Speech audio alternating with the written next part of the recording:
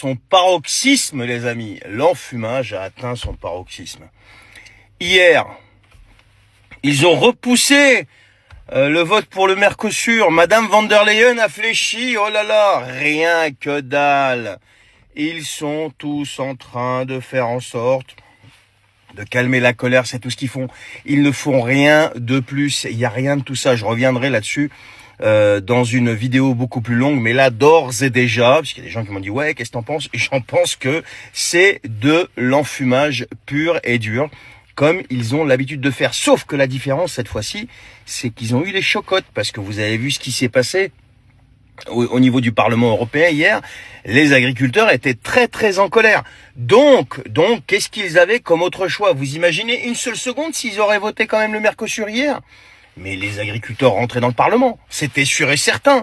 Et les forces de l'ordre, ils auraient pu faire ce qu'ils pouvaient, mais ils auraient rien pu faire face à la colère de 5 ou 10 000 manifestants. Et puis alors là où vous voyez que c'est vraiment un enfumage, mais alors total, c'est quand vous voyez Arnaud Rousseau qui prend la parole. Il prend la parole en anglais, donc il nous montre qu'il parle anglais, et il prend la parole en français. Mais ça sonnait, mais faux, mais vous imaginez même pas combien. Enfin, ça c'est mon avis, je l'ai ressenti comme ça.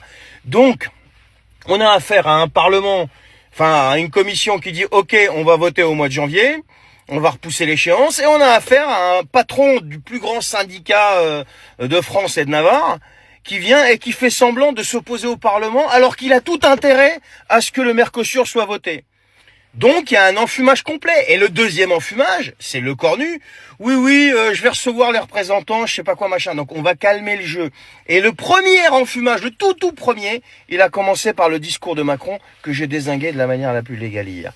Voilà les amis où est-ce qu'on en est. Donc ne tombez pas dans le panneau. Je vous l'avais dit mes amis agriculteurs et éleveurs. Ne tombez pas dans le panneau, ne vous laissez pas embourber. Parce que je la sentais arriver, mais alors à 15 000 km, et je suis pas le seul d'ailleurs. Alors bien évidemment, je reviendrai sur tout ça dans le détail dans la journée. Le pourquoi du comment, on repassera le discours de Monsieur Rousseau, si j'arrive à le trouver. Oui, normalement je devrais arriver à le trouver.